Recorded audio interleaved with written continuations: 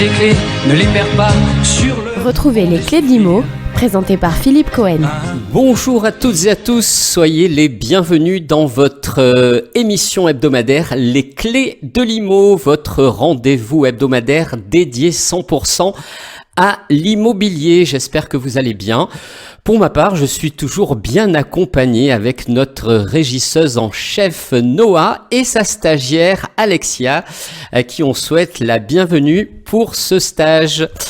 Allez, tout de suite, le sommaire aujourd'hui dans les clés de l'IMO. Dans l'actu IMO, vous savez, notre 4 points du sommaire. Premier point, l'actu IMO, nous allons parler des projets immobiliers écologiques et de biodiversité qui se tiennent sur Marseille. Le thème IMO de la semaine, aujourd'hui on aborde un sujet un peu particulier qui semble un peu technique mais qui concerne tout le monde. Il s'agit du cadastre. Vous avez sûrement déjà entendu ce mot-là, à quoi il sert, comment on le consulte et pourquoi il peut devenir notre meilleur allié quand on achète ou on vend ou même quand on construit. Allez, je vous explique tout concrètement et simplement, j'espère, le cadastre, mode d'emploi. La question juridique IMO cette semaine qui est posée par Monique. Monique nous demande: quelles sont les conséquences juridiques d'un vice caché découvert après l'achat d'un bien immobilier? Ensuite, le bien IMO, nous allons à Plan de Cuc, dans le centre de Plan de Cuc, pour que je puisse vous présenter une belle maison. Allez, les clés d'IMO, c'est tout de suite, c'est maintenant. Les clés de l'IMO, c'est tout de suite.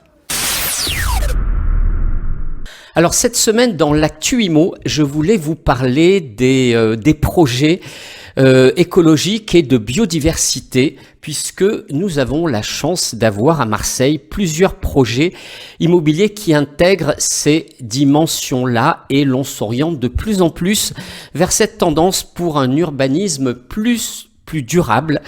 Et donc je voulais partager avec vous quelques initiatives qui sont sur Marseille. Alors, nous avons un quartier, un projet qui s'appelle le Smartseille. Je ne sais pas si vous avez déjà entendu parler. C'est situé près du Mucem, dans le 15e arrondissement, dans le cadre d'une opération d'intérêt national, l'OIN, l'Euro-Méditerranéen. Et c'est un projet qui a été l'un des premiers écoquartiers de France, très ambitieux, puisqu'il combine des logements, des bureaux, des commerces avec des normes environnementales bien élevées, des bâtiments à énergie positive et avec une gestion des eaux pluviales, des espaces verts, etc.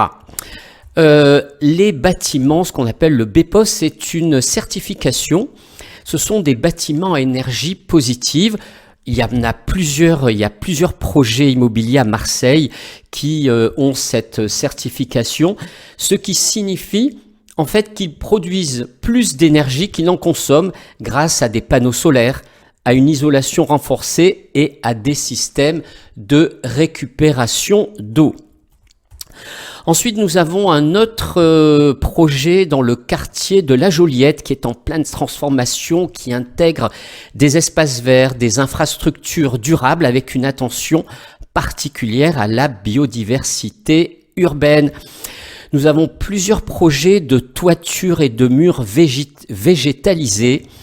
Donc c'est des initiatives comme la végétalisation des toits et des façades qui est encouragée bien évidemment aussi par la mairie. Par exemple, le projet Marseille Végétal qui vise à augmenter la surface végétalisée en ville, y compris sur les bâtiments résidentiels et les bâtiments commerciaux. Nous avons également des corridors écologiques. Qu'est-ce que c'est des corridors écologiques ? Eh bien, c'est la ville qui travaille sur la création de ces corridors pour relier les espaces naturels et favoriser la biodiversité. Et ces corridors passent parfois par des zones urbaines ou des aménagements spécifiques qui sont prévus pour les espèces locales.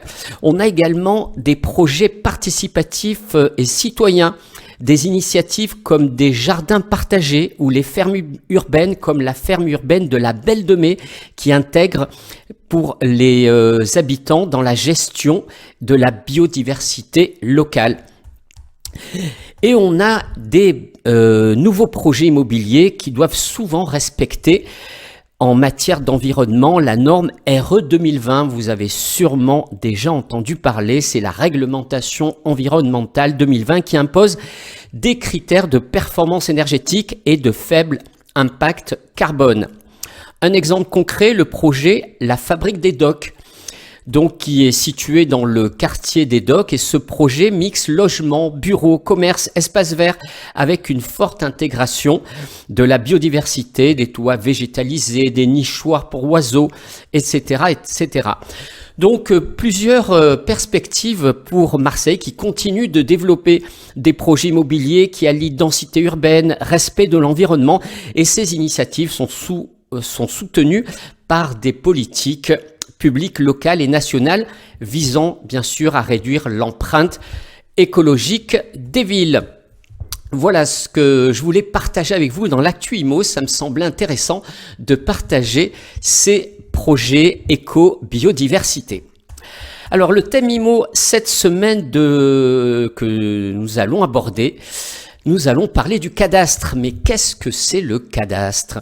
Eh bien, historiquement, le cadastre, il est né de la nécessité de recenser les biens fonciers et leurs propriétaires pour fixer et calculer l'impôt. C'est d'ailleurs la fonction fiscale première encore aujourd'hui du cadastre. Alors, il permet à l'administration fiscale, en fait, une évaluation précise de la valeur cadastrale de chaque unité de terrain. Et cette valeur, elle correspond au revenu potentiel que le bien pourrait générer s'il était loué en fonction de la surface, sa localisation, ses équipements, et ce sont des barèmes définis par l'administration des impôts. Alors, ce n'est pas une valeur marchande du bien, c'est une valeur cadastrale. Donc, le cadastre il permet d'établir les bases des différents impôts fonciers et il fournit différents éléments comme il fournit une documentation administrative cartographique, donc écrite, qui identifie les parcelles dans leurs limites, leur contenance, leur consistance et leur valeur en les rattachant aux propriétaires. Notamment la taxe foncière sur les propriétés bâties, la taxe foncière sur les propriétés non bâties et la cotisation foncière des entreprises. Également, différentes taxes assimilées telles que la taxe d'enlèvement des ordures ménagères et la taxe sur les logements vacants. Alors, le cadastre, on le définit, donc on l'a dit, comme un registre public qui répertorie toutes les propriétés foncières d'une commune avec leur localisation, leur surface et leur usage. Donc, il comprend des plans cadastraux, ce sont les cartes où chaque parcelle de terrain est numérotée, et il comprend des matrices cadastrales, ce sont les documents qui indiquent les propriétaires, la nature des biens et parfois les éléments de valeur fiscale. Alors, tout le cadastre est géré par la Direction générale des finances publiques, la DGFiP, au niveau national. Alors, que les choses soient claires, le cadastre, ce n'est pas un titre de propriété. Il n'a qu'une valeur fiscale et administrative et parfois, il peut y avoir des imprécisions. En revanche, il est établi et tenu à jour localement par les directions régionales et départementales des finances publiques. Alors, les documents du cadastre, bien sûr, toujours dans le respect de la vie privée. La documentation cadastrale est composée essentiellement de deux éléments complémentaires. Le premier, donc, c'est le plan cadastral et le second, c'est la documentation écrite qu'on appelle documentation littérale. Le plan cadastral, il représente pour chaque commune son découpage parcellaire et d'autres informations graphiques utiles à sa compréhension. L'élément principal du plan cadastral est la parcelle qui peut être définie comme une portion de terrain d'un seul tenant appartenant à un même propriétaire. La parcelle cadastrale, elle est désignée par la ou les lettres de la section suivies d'un numéro qui lui est propre. Par exemple, vous voyez souvent des parcelles comme A22, A23, et ensuite il peut y avoir AB 522. À quoi cela correspond? Eh bien, le plan, donc il y a A majuscule 23, si on prend un exemple, et petit a minuscule, B minuscule 522, pour prendre un exemple. Le plan contient également des subdivisions fiscales. Lorsqu'une même parcelle est exploitée donc en nature de cultures différentes, comme des terres, des prés, des vignes, des bois, des vergers, elle comporte autant de subdivisions fiscales identifiées par des lettres minuscules. Voilà, donc on a la lettre majuscule avec un nombre, un chiffre, et ensuite vous avez également des lettres minuscules. La documentation littérale, qui est la deuxième composante du cadastre, elle est non cartographiée, elle est appelée documentation littérale. Pourquoi? Parce qu'il y a des fichiers qui sont reconstitués annuellement et composés de données brutes, dont on a le fichier des propriétaires d'immeubles, ce sont des informations relatives à l'identification et l'adresse des personnes physiques et morales. Nous avons le fichier des propriétés bâties, le fichier des propriétés non bâties, et la matrice cadastrale, quant à elle, donne la situation de l'information au 1er janvier de l'année. Alors, à quoi ça sert concrètement le cadastre? Eh bien, d'abord pour les impôts locaux, pour déterminer la taxe foncière, la taxe d'habitation. Ensuite, pour les transactions immobilières, lors d'un achat ou d'une vente, on vérifie la surface du terrain, les limites de propriété. Pour les collectivités locales aussi, également, il sert à planifier des projets d'urbanisme. Et si vous voulez donc vous-même construire un terrain ou diviser un terrain, eh bien le cadastre vous sera très utile. Donc c'est bien sûr un outil pour éviter aussi les conflits de voisinage, pour bien déterminer les parcelles de chaque propriétaire. Et la bonne nouvelle, c'est que le cadastre est accessible à tous. Vous n'avez pas besoin d'être propriétaire ni de justifier quelle que soit votre demande. Vous pouvez avoir accès au cadastre. Alors, il y a un site officiel qui est le www.cadastre.gouv.fr et vous pouvez consulter, imprimer des extraits, rechercher par adresse les références cadastrales ou sections. Également à la mairie ou au centre des impôts fonciers pour consulter les matrices cadastrales et obtenir plus de détails. Alors, parfois les plans sont un peu anciens ou imprécis, donc il faudra faire appel à un géomètre expert si par exemple vous voulez vérifier votre parcelle ou faire un détachement de parcelle. Des fois le cadastre peut être imprécis, pas forcément à jour en temps réel.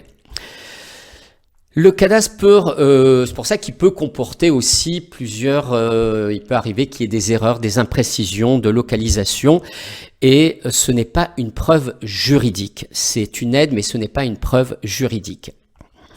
Alors, mon conseil, ça serait de croiser les informations, donc avec le cadastre, avec l'acte notarié, et faire un bornage si nécessaire par un géomètre. En conclusion, donc, avec tous les éléments que nous devons de voir, donc le cadastre, c'est une aide bien précieuse, mais ce n'est pas une preuve de propriété. Voilà ce qu'on pouvait dire sur le cadastre aujourd'hui, cette semaine. Ensuite, alors la question juridique IMO de cette semaine est posée par Monique. Monique nous demande quelles sont les conséquences juridiques d'un vice caché découvert après l'achat d'un bien immobilier.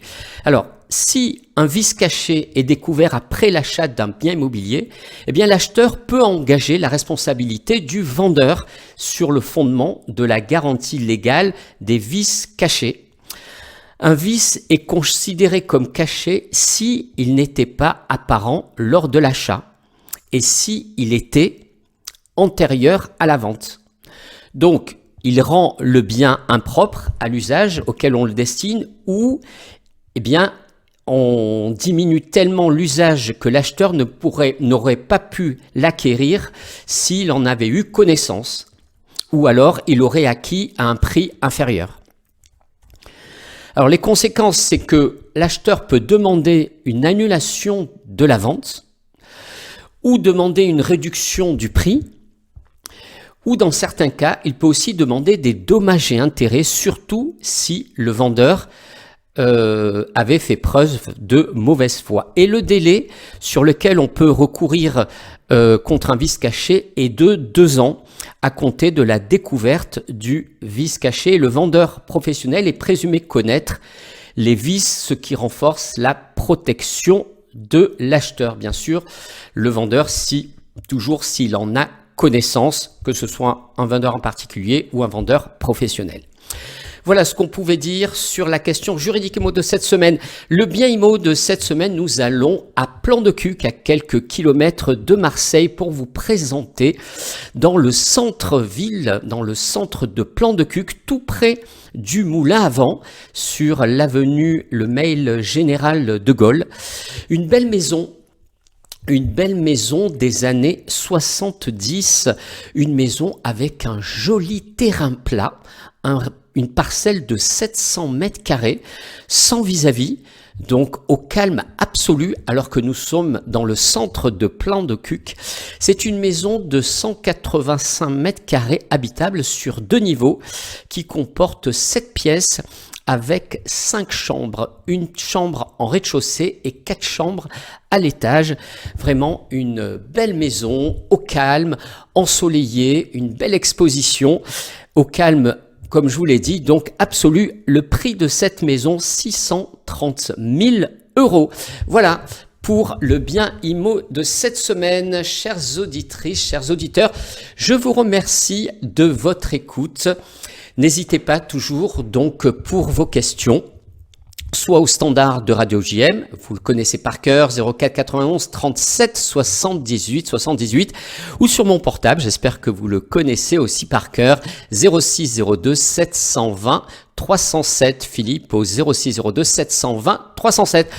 Je vous donne rendez-vous la semaine prochaine, vous connaissez le slogan, même jour, même heure et toujours de bonne humeur.